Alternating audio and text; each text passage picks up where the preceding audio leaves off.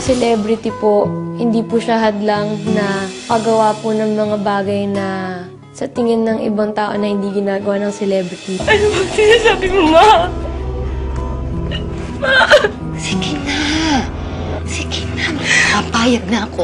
Papayag na ako na tayong dalawa ang sa buhay. Gusto ko po maging proud sa akin yung family ko sa labas. Na sa lahat po ng ginagawa ko, gusto ko matuwa po sila. Gusto ko po maging good example sa mga kabataan po ngayon.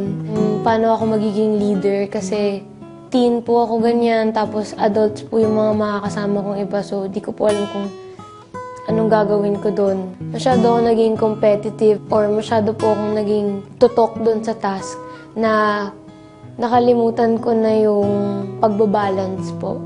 Dumaan po ako sa phase na parang feeling ko left out po ako.